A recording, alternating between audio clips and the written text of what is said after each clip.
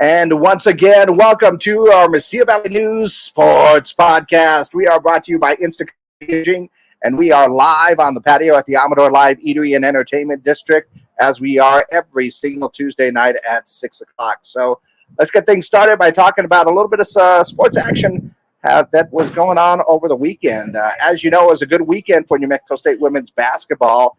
They made it to the championship game, but unfortunately the season comes to an end as they fell to they fell to California Baptist in Kentucky, and that was a really, really close game.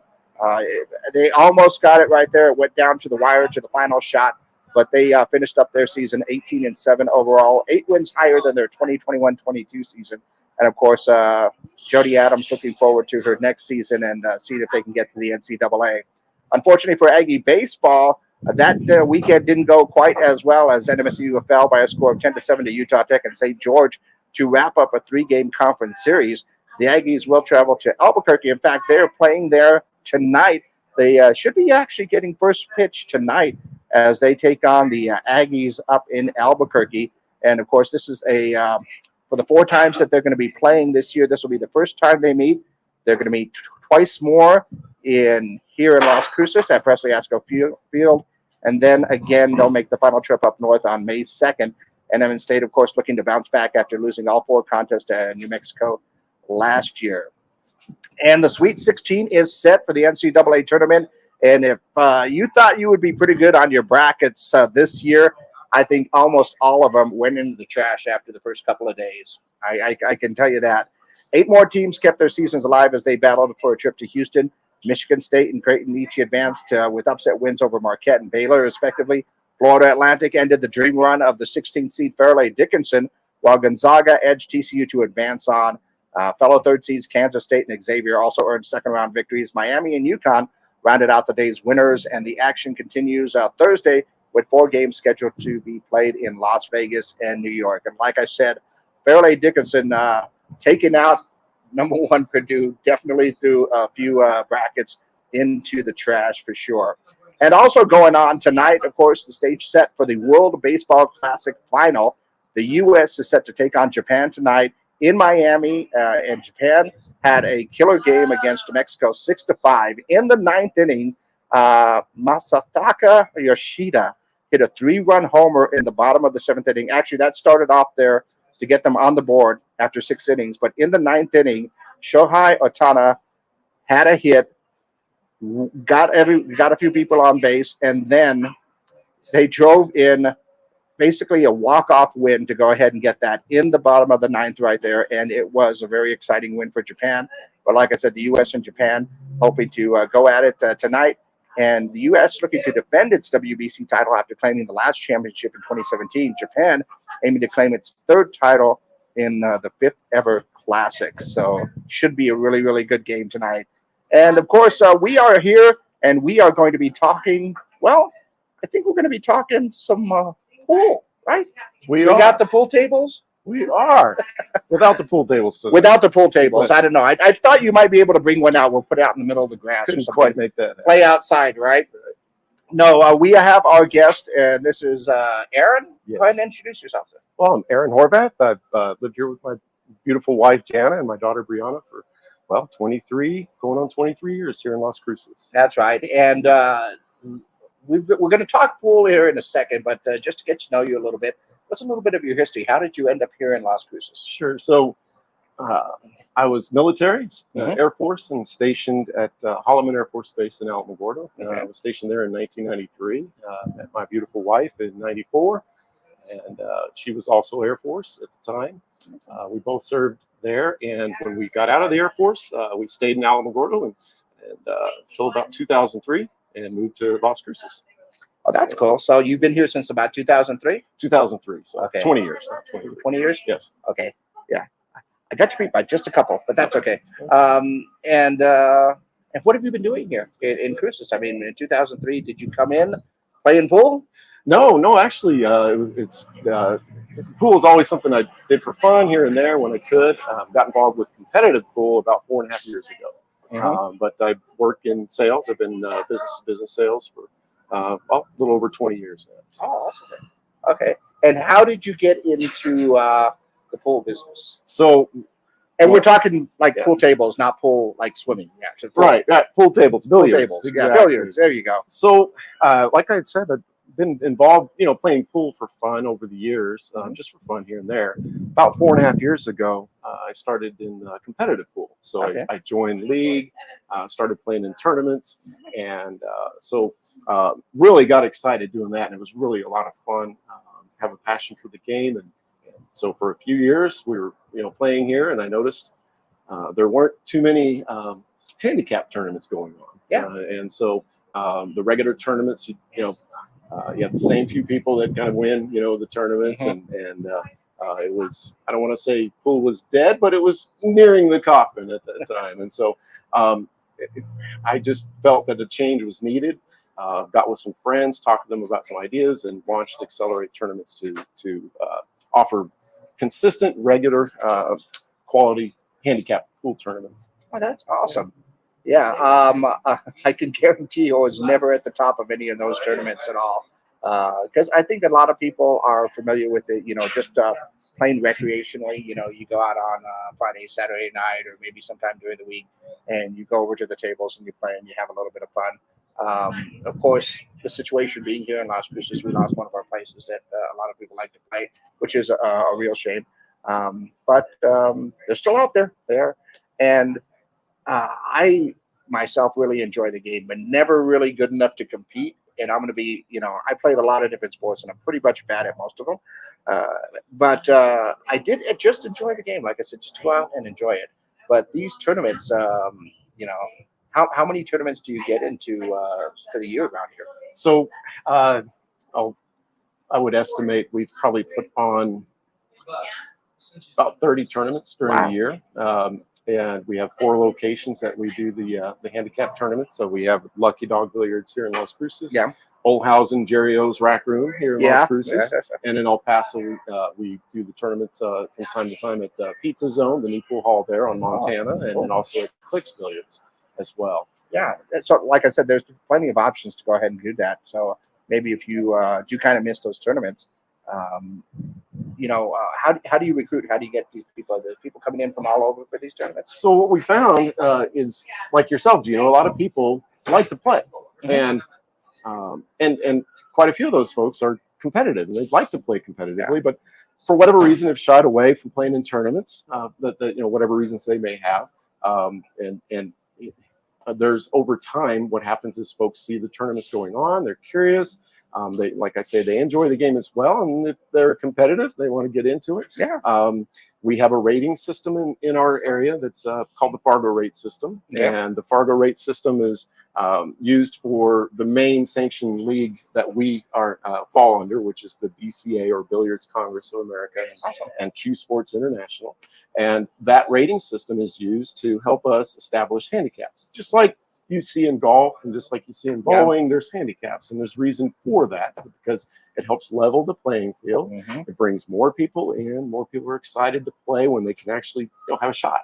When they have a chance. There you go, exactly. And so we set up tournaments where folks can, the upper level players that are higher rated in the Fargo rate system, they may have to win 6 games in a match, whereas you might have to, as a newbie and not quite as skilled, maybe you have to go to 3 games and win 3 games in that match. And so it helps level the field where folks can compete and have a fighting chance. So that's pretty awesome, because I think that's one of the things that really stops a lot of people from competing in that way, because there are a lot of competitive people that probably don't put in as much of the time or the skills to go ahead and get up to that elite level.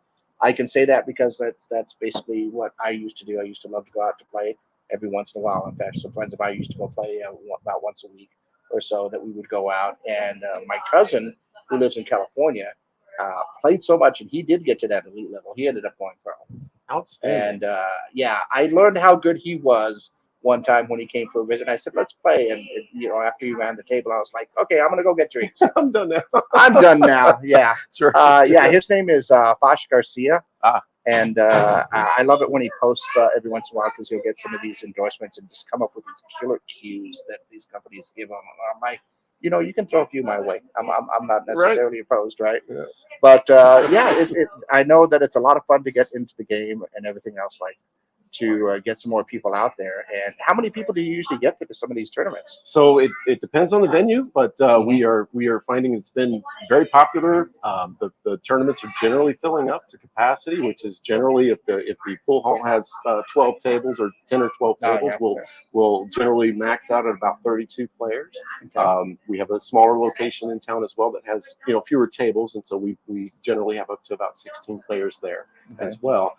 And like you said, you like to play. It was fun for you. We have so many folks that have come out and joined in the Accelerate tournaments that were new in their skill level. They were new, getting started competing and playing in tournaments, and they have grown and developed so much over this past 16 months since we've started.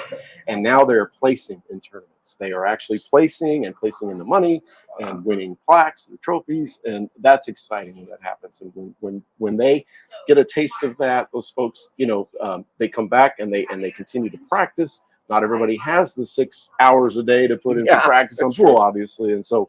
But they do tend to put in more time and effort and actually get better. We have so many folks that's happened with. Well, how frequently do you run your tournaments? So we have the tournaments every month, and usually at least twice a month.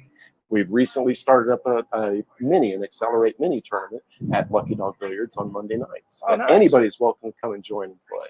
So just a short tournament on Monday nights, and then usually our tournaments are on Saturdays. So. Okay, yeah. Well, of course, practice is the frequency in which you get to play and everything else like that. Right now, everybody has the 6 hours a day to go ahead and hang out at the table. So for the most part, yeah, that is a little bit difficult. But the idea that you frequently have these tournaments is a cool thing, because even just getting that amount of time in, where you're like, say, playing every week or maybe a couple of times a week, because you're going to the tournaments and you're competing, and then of course maybe you get in a lot of extra practice another time of the week. Even that little bit of extra time, you'll get play improve your game. And like you said, once you get like maybe that first win, or you place for the first time, man, you're hooked. And like, what? You gave me money for doing this? For playing a game. For playing a game. Yeah, Right, exactly. That's always a cool thing when you can get money for playing a game legally. So That's right. That's right. But yeah, so you said you've only been doing these tournaments for the past 6 months? So for 16 months. 16 months. We started this roughly October of 21. So okay, so that was just coming out of all the pandemic years and everything else. Like yes, that. and through some of it, exactly. Yeah, exactly. Was that hard to try and get people to come out for that? Well, yes, of course, especially when venues had to close, and so we just had to wait it out, obviously. Yeah, but your participation, obviously, if you're selling out these tournaments, you're getting all the tables up there, then that's a great thing to go ahead and have. And that means that people are coming out to these tournaments. They are, and it's because of the demand and the hunger to be able to compete on a more level playing field, a little more fair shot, chance, develop their skills. And I would encourage anybody to that likes the game a lot, loves the game, to come out and check it out, and maybe even consider joining our pool community and checking out an Accelerate tournament and playing it, having some fun. Okay, now you keep mentioning the Accelerate tournament. What exactly is that, Accelerate? So that's the name of our tournaments. I saw the logo. So yeah, sure, yeah. So the Accelerate and the way it's written out, XLR8, it's a very awesome designed logo, which one of our sponsors, TCMB designed for me. What it means is to accelerate the fun, accelerate the growth of your pool game, your level, accelerate your robustness, the amount of games that you get in the system to get experience, and accelerate the competition. Oh, exactly what we've been talking about. Exactly. That's spelled differently than Accelerate. I was just going to say it's an awesome band name too. But now, if you had your magic wand right here, and you're thinking to yourself, if you had a venue that you could go ahead and run some of these tournaments at, what would you like? Like, how many tables, how many people would you love to get into some one of these tournaments? That's a great question. I would love to be able to run a tournament that has 120 players. Holy cow! And 30 pool tables. That would be amazing. Is that now? is that something that maybe you can bring in some tournaments, say at the convention center or something like that, to bring these tables in, or is that a possibility that you've thought about? It certainly is. That's definitely a possibility, and we've looked at the idea of maybe making a large championships series where we bring in a lot of the known players and have a promotion and just do one of these very large tournaments. So it's certainly possible. I know. Well, if you need an intro, I know this guy named Ed, Ed Carnathan, that does like to bring in some tournaments and stuff like that. Maybe I'll make an intro and you guys could go ahead and talk about it a bit more. That'd be great. Because I'm thinking, obviously, 30 tables, which really isn't a lot. You don't really need that much space, I think, to get 30 tables in there. I know some of the venues are limited on space because that's just what they have. Yeah. But as far as 30 tables, I think the convention center could easily fit right there. Some of the breakout rooms in some of like at MSU could easily fit 30 tables, I think. And they've got several different rooms that you can play with. I noticed that when I recently went to an esports tournament, they had it in one of the big rooms down there, so that was actually pretty cool. So there are places that you can do that. I guess it's just a matter of getting the logistics and how you're going to get the tables in and where you're going to get them from and all that. That's it's all the little stuff that nobody else has to worry about except for you. That's exactly right. And that other little thing, money. Oh, yeah. The funding, of course, that thing. But I keep forgetting about that whole money thing because, I don't often see a lot of it. So I keep forgetting that it's out there somewhere. So, yeah, that would be a big thing right there. But, a few sponsors here and there, a few other things, some really cool prizes. You never know what could happen as far as making some of these things happen. That's exactly right, and that's what we launched with. I went out and talked to some business owners, folks that I know have done business with, and asked them about sponsoring, advertising with us, and they jumped on board. And so we're glad to have them. We have some amazing sponsors that support us each month. So cool. That's something that could be a possibility, of course, to do a large tournament. I'm just thinking like this because I'm always into like maybe getting some of these events, and I've always been on the radio side. There's always the idea of advertising and getting sponsors and doing big events. If you ask Max over here at the Amateur Live about getting certain events down here, we just had the big event for St. Patrick's Day. By the way, if you missed it out, you missed out. It was a whole lot of fun. I regret I missed that one too. Well, it was just a great night that they have here, and I know Max is talking about getting certain events right here. Maybe the patio isn't a great place to pull the pool tournament. I'm sure when you talk about a level playing field, not necessarily so great out on the grass. Maybe it's great for cornhole. It is cornhole here. That's great for actually. And then they have cornhole tournaments. They have in a couple of weeks. I think we're going to be talking to someone with the city of Las Cruces and all the different types of tournaments that they have locally here for. Pickleball, cornhole, all kinds of stuff like that. So, in fact, Senior Olympics are going on right now as well. They have several events that are going on. I didn't notice if they had a pool event. They have a swimming event, but they don't have a pool event. It may be in work. That is a possibility. There could be some coordination and planning on that. Because I can see a few seniors that got that cue that they'll dust off to go ahead and compete. That's right. And we do run senior tournaments locally as well. And we have so many of the seniors that play and have played for many years. Oh yeah. And like I say, they've probably forgotten more about pool than I've ever learned. Those guys are good and they compete and they're still getting in the money and winning tournaments here with the XLR8 tournaments and other tournaments. So that's amazing. I love to see that. I've said before, especially when I was talking to a lot of people that were doing the Senior Olympics, because the Senior Olympics, they don't necessarily have a handicap, but they break it down by age. So 5-year age groups. So you have to be at least 50 years old to compete, but then they break it down to 50, 55, 50 to 54, 55, 59, 60. So they break it up by 5 years. So that way the 52-year-old doesn't have to worry about getting beat so bad by the 80-year-old. Right. And trust me, I'm sure that because all the different events that they have, all the running events, swimming events, all this stuff, like you said, the seniors, there's some seniors out there that are in great shape and that can really enjoy a lot of these events. And I will tell you this, if it comes to running, that 80-year-old is just going to take me down for sure. I don't necessarily have the running physique, so I barely have a pool table to eat. But sometimes it's like, oh, I don't know. I'm right there with you. No Yeah. running. Nope. Won't do it. I used to run. That's the sad part about it. I used to do that all the time. But yeah, maybe, you know, you mentioned you have these different types of tournaments. What different types do you have? You mentioned the seniors. Do you have something for the young kids? Do you have something for a little bit of everything? Well, so we are exploring the idea of getting tournaments for the juniors. We need to find the players. We need to find the kids that are actively playing and that are passionate about the game and want to compete. So we will start some junior tournaments up as well. Of course, the seniors, like we talked about. We have tournaments that are a certain Fargo rating level, like we talked about earlier, that rating level and below. So that way they are competing amongst their peers and maybe not even having any game spots, spotted to them. They're actually racing even, but they're amongst their peers. They're not having the giant monsters of pool come in and take it. And so we have those type where they're Fargo cap, basically is what that is. And the and different game formats. So we have 8-ball, 9-ball, and 10-ball. 10-ball. 10-ball. I don't. Okay. Yeah, that one's a new one for me. I don't. I didn't know you can get 10 balls on the table. Yeah, exactly. Well, it's like, to me, it's like a mix between 8-ball and 9-ball. You've played 9-ball, I'm sure. I played 9-ball. You have to go in order, chronological order of the balls, hitting the lowest number first, and making it or using it as a combination or carom.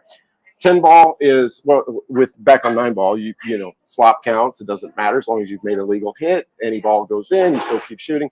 That's what I love about 9-ball. Right. Slop and a lot counts for sure. Yeah, exactly. A lot of people love it, and it's fun. And so 10-ball is similar. You have to go in chronological order as well.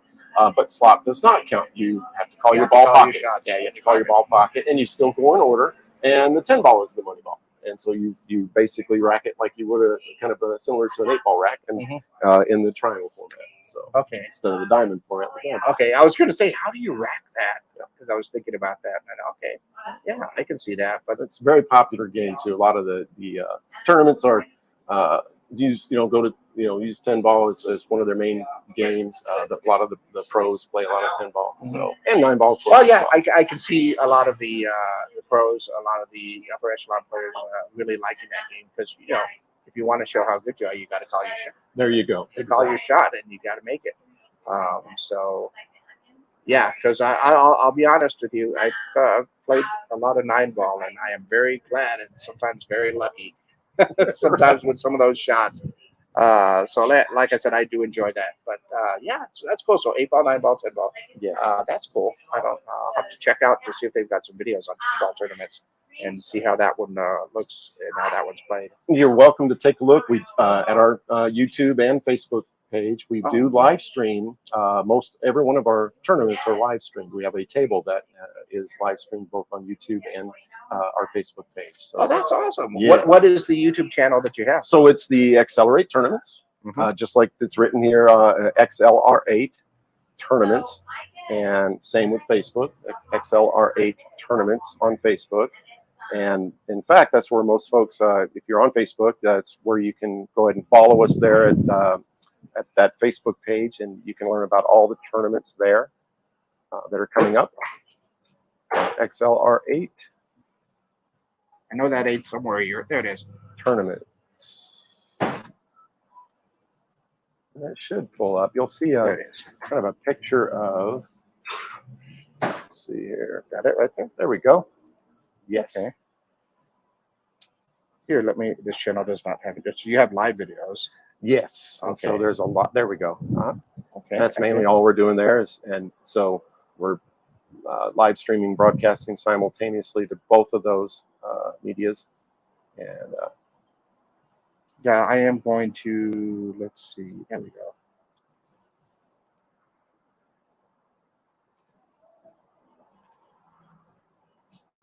go. And that way people can see what we're talking about here. So that's your YouTube site right there where they can see some of these tournaments. Yes, exactly. Whether so if they're not on Facebook, YouTube, that's a lot of folks aren't on Facebook, and so they can watch we set this up so we could have our friends and family be able to watch players play pool, play in the tournaments. And so some folks don't have Facebook, but they can go to YouTube. Yeah, Facebook, YouTube. You might consider getting a Twitch channel. I've heard about it. Yeah, Yes. because Twitch channel does a lot of games, mainly like video games, but they also do certain games, like they'll do chess tournaments, digital chess tournaments, stuff like that. But something like this would be pretty interesting to stream on a Twitch channel as well. I'll have to get with my tech guy on that. Yeah, ask him about it because I do a little gaming myself, gaming, and every once in a while I'll do something up on Twitch. Maybe I'll let you guys know about it someday because my friends and I do play, and it's not necessarily for the. Well, it is one of those things where there's a language issue. Gotcha. We're on the internet. I can pretty much say anything I want right now. True. But when I'm gaming with my friends, I really have to. I forget about the fact that I am in front of a microphone talking to some people sometimes. Right. What type of gaming? Some people went over to the stream and said there's a mature warning. I'm going like, yep, and I'm not the only one because me, my son, his little brother, and his little brother's dad were the 14 fire team. And don't worry, everybody's like over 21, so it's not like we're having a bunch of kids cursing online right there. It's just a bunch of adults cursing online, and that's nothing new. The Twitch channels, YouTube, go ahead and get those on there. But that's pretty cool. I will definitely, and this is cool because this is locally. These are all your tournaments on there, right? Correct. That is correct. We had one exception. We did a tournament. We just helped with the live stream for a benefit tournament for in Albuquerque, and I'll think of the name in a minute, perhaps. But anyway, it was for homeless children to help raise money for them. So a good friend of ours, Ashley, ran the tournament there, and we did a live stream there. But so there'll be other tournaments on here that maybe that are not directly Accelerate tournaments, but that's depending on if it's a benefit tournament, fundraiser tournament. That's good. That's how you could grow your channel and grow some awareness on there. And then, like you said, the Facebook channel as well as something else that you got to get up there. It's the same thing, XLR8, just like on your logo right there. Exactly. If you search for that Facebook, you'll find it as well. Right? Exactly, and that's where I encourage anybody out there that is considering playing pool competitively. If you've got a competitive spirit and you love to play pool, we'd love to have you out with us. And you can follow us at Accelerate Tournaments to get involved and learn about the tournaments and contact me directly. And that's where they would get, like, the contact info would be up on Facebook or anything. That's right. Like, oh, do you have the contact info that you can give everybody right now? Sure. So first off, on Accelerate Tournaments Facebook page, on our as well as our YouTube page, YouTube channel, XLR8 Tournaments as well. And then my contact number is 575-621-3490, and again it's 575-621-3490, and I'll be glad to answer any questions. We'd love to have you come out and compete. Have some fun with us and join the community.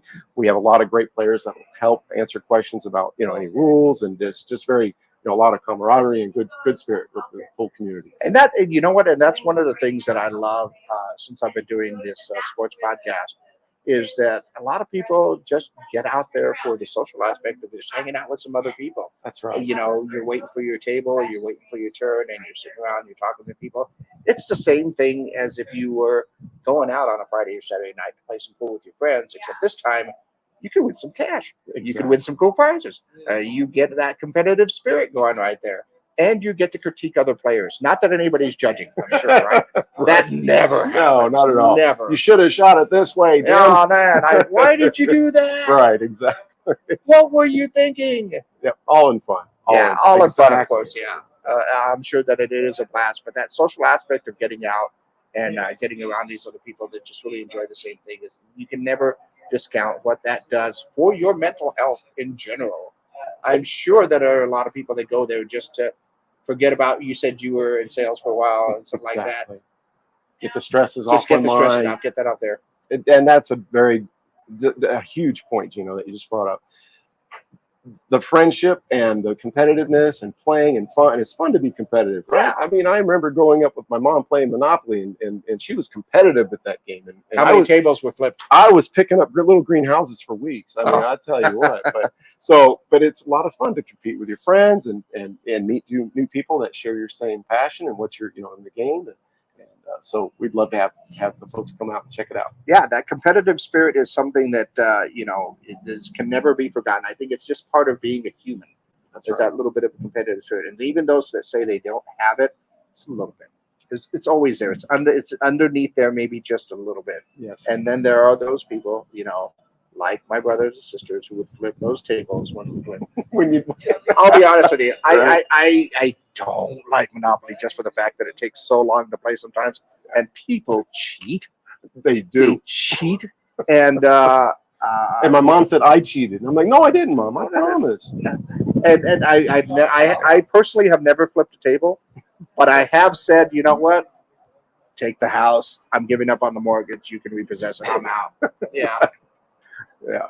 I just passed away. We'll give me the rest of my money to charity. That's fine. That's the way that I played Monopoly. All in fun. Right? I'm pretty sure that when I was a kid, they probably would have been diagnosed with a little ADHD. I'm pretty sure about that. Just to keep my attention span going up long enough on that. But yeah, the social aspect to everything that is going on, to sports in general. Even if you're just getting out as a spectator, to go ahead and watch some of these tournaments and see some amazing players and some other things like that, because you can go out there to watch these, maybe get inspired to get some of the playing done. Do you have any tournaments coming up, actually, that anybody can know? We do. We have an XLR8 Open tournament coming up this Saturday, 25th at Lucky Dog Billiards. And so right around the corner here.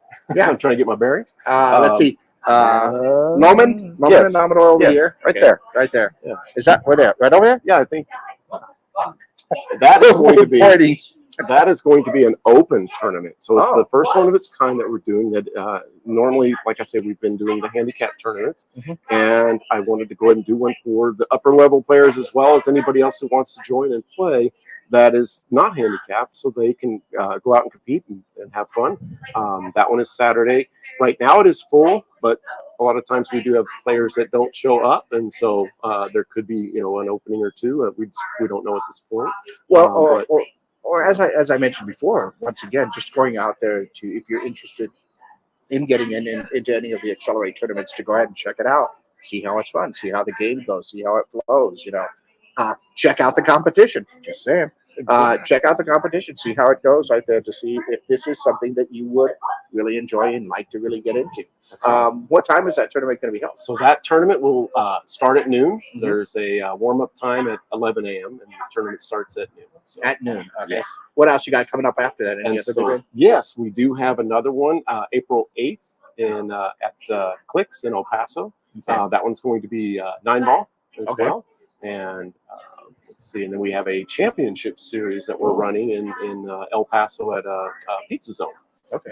Which is going on between February. It started February 4th, and it goes all the way till July. We have 6 tournaments, and then a finale in August. That's at Pizza Zone in El Paso. Okay. Yeah, those series are actually pretty cool, because then you're going on from week to week, and you kind of see how the standings are. That's exactly right. Each month, it's once a month, and there are points awarded depending on how you place. So you get so many points for placing, 13th through 16th as an example. So many points for placing 4th or 5th, 6th, 7th, 8th. And those points accumulate each month. And so at the end of the series, we're going to have awards given for the first, second, and third points leaders. Awesome. Kind of like they do in racing. So that's racing. Yeah, I've seen a lot of that. Or in which one that I want, the series points in drag racing. Oh, right. Yeah, we get the series for the that summer series or season that they have right there. So the drag racing fan. That might have been your car. I seen with the NHRA. Nope, probably not mine. Not mine. Okay. No, I have the pretend car right out front with that. No, I have the pretend sports car that's up on the other side. It's a little 4-cylinder thing. It's got a rear spoiler on it, and I don't know why. It's front-wheel drive, but but it does have the splitter in the front, so it's a pretend sports car. But I do love drag racing, and I do love some of the street racing races. No Prep. Yeah, no prep kings. Basically, they do go to a drag racing track, and normally how they would prep the track, make sure that it's sticky, make sure it's clean, all the stuff. They basically pretend it's more like a street race, and there's no prep on there at all. And you go out there and you have to tune to the street, and you have to try and figure out what's going to work, what's not going to work on these tracks. And neat. I think the closest events that they've come over here would be, I think they've done something in Lubbock, and then also Phoenix and Tucson. I think they've done a couple of races through there. But yeah, I just love that. And they also have a TV series that comes out every once in a while, so you can catch it. It's like I'm following everybody on YouTube, so I know everything that's kind of going on. But then to watch the races on it when it comes out. But I do, yeah, it's one of those things that I like and I enjoy. I would love to race, and I would love to once again find out how bad I am at it. I love sports, and I find out exactly how bad I am at all these sports. But it's still fun, like I said, it's still fun to go out there and have some fun with it. That's right. You ever been out there to Arroyo Seco?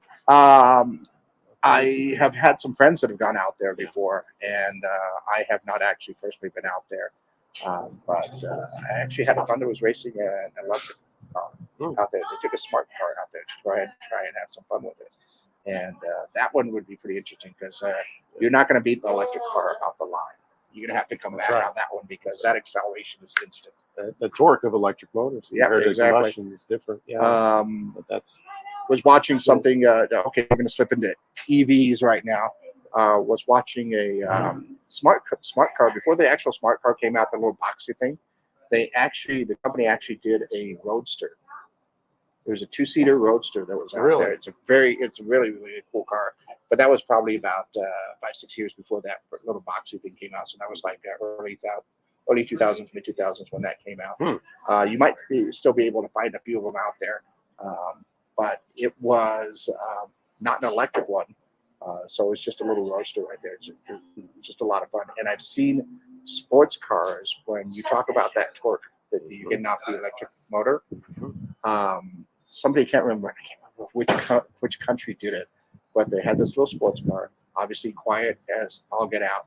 But they decided, you know what we're going to do? We're going to put a motor on each tire, and then have the computer work everything out right there. So you talk about your grip, you talk about your turns, you talk all that stuff, all-wheel drive, individual all-wheel drive on there, and the torque on each of those tires. And once the computer figures out what that grip is on each of those tires, it's done. Wow. Of course, if you go out full speed, your battery lasts for about 30 minutes. But that's that's the way it is right now. Right. That's interesting because I saw that there's a Rapid Blue C8 Corvette. In the parking lot. And that's the mid-engine, Corvette. Yeah, mid-engine Corvette. And speaking of what you were just talking about, they're coming out with a new E-Ray. So it's going to be electric as well as internal combustion engine. Okay. It's going to have all-wheel drive with the batteries powering the front. Yeah. So fastest Met ever. So that's interesting. Yeah. No, that's neat to see where all this goes. Well, I'm a big fan of electric vehicles. I've always have been because I think that's really, really good. But the only thing, because they're fun to drive, they're quiet. Like I said, go fast. Really, you're going to get really, really quick. You're going to go fast. You're going to get off the line. You can do all that stuff.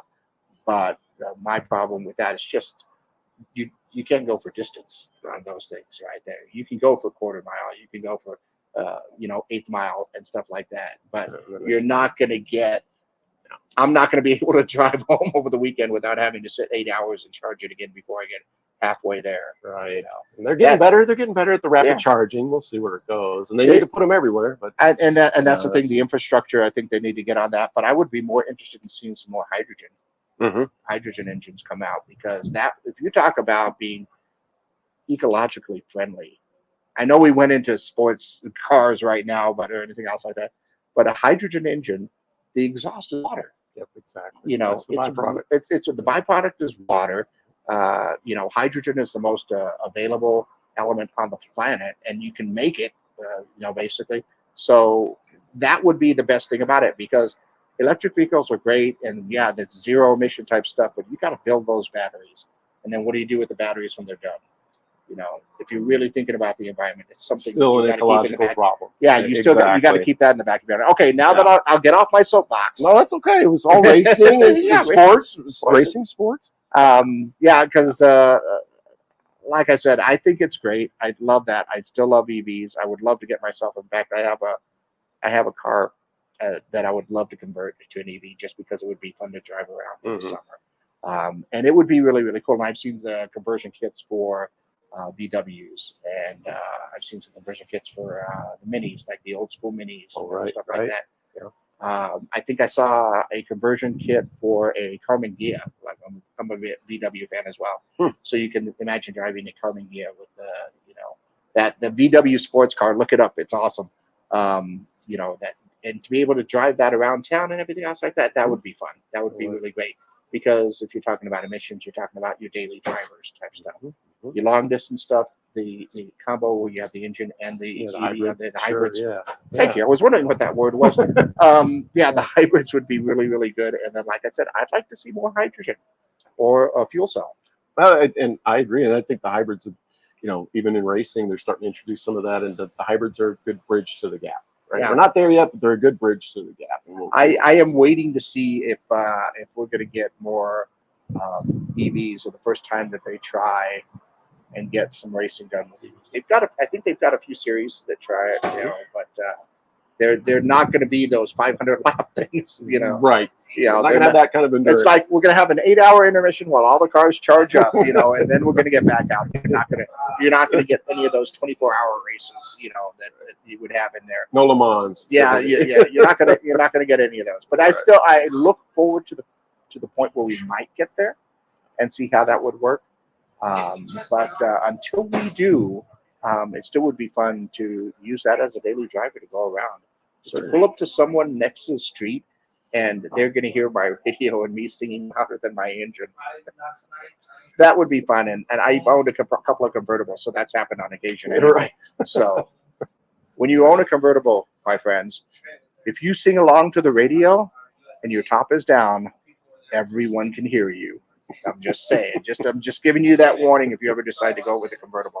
But if you sound just as good as you do in the shower, it should be okay, right? I don't think now.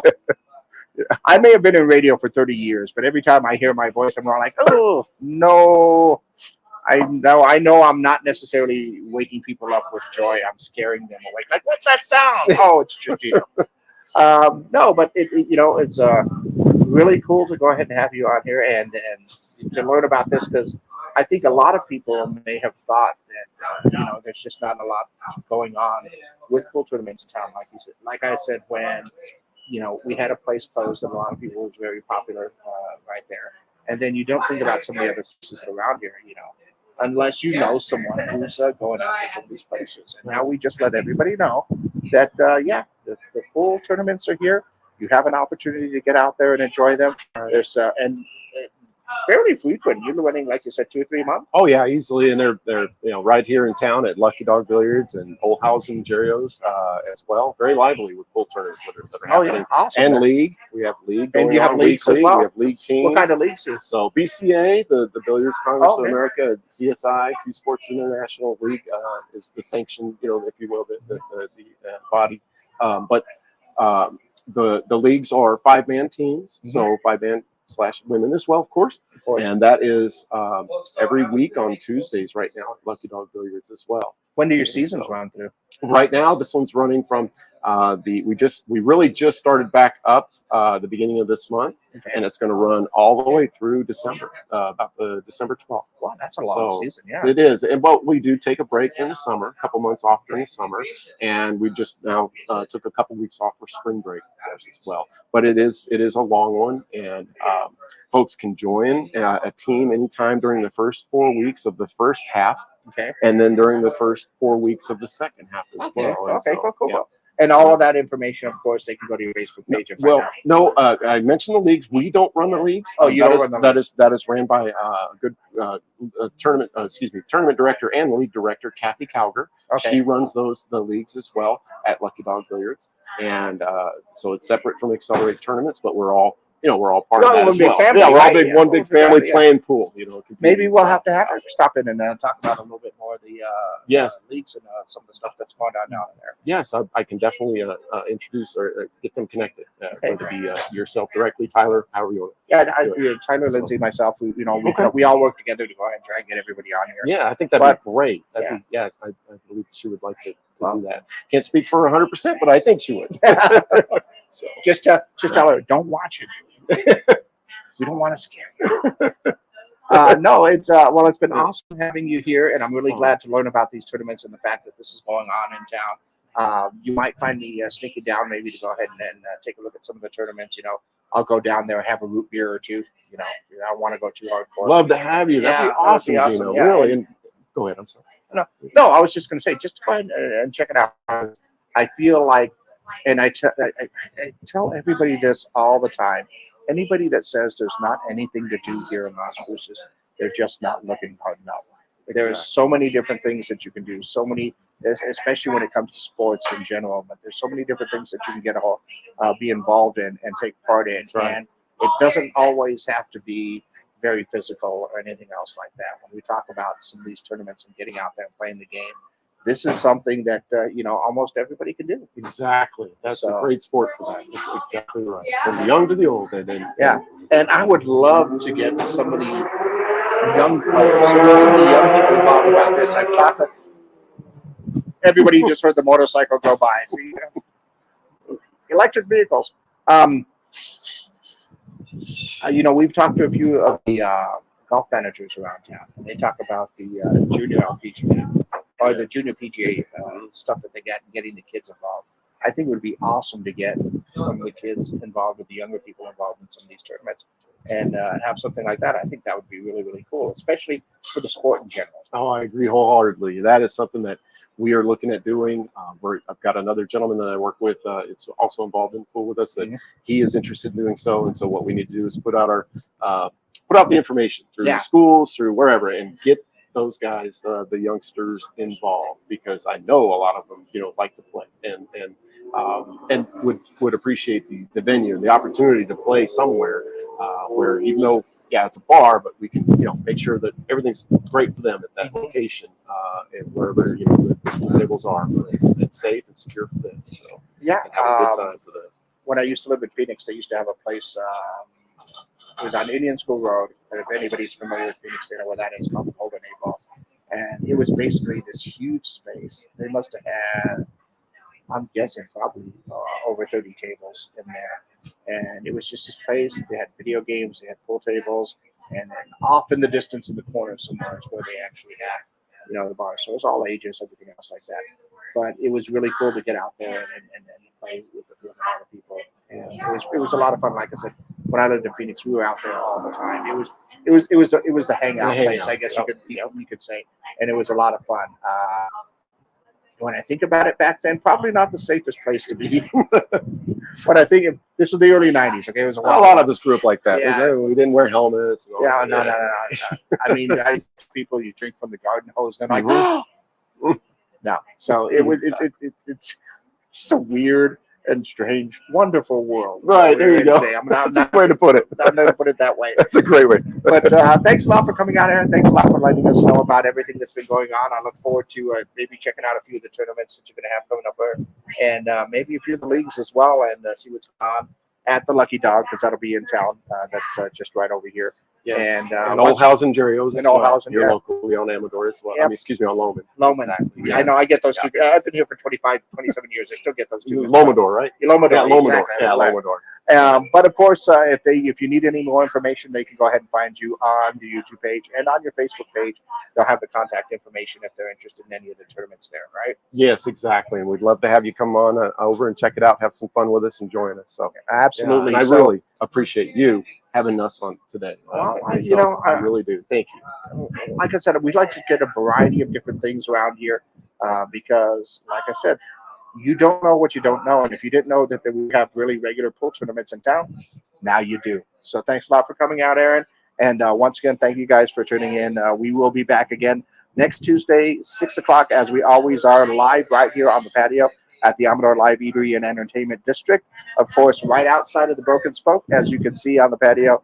And now that the sun is going down a little bit later right here, you could really come out on the patio and enjoy yourself and, have a few beverage and just hang out with us if you want.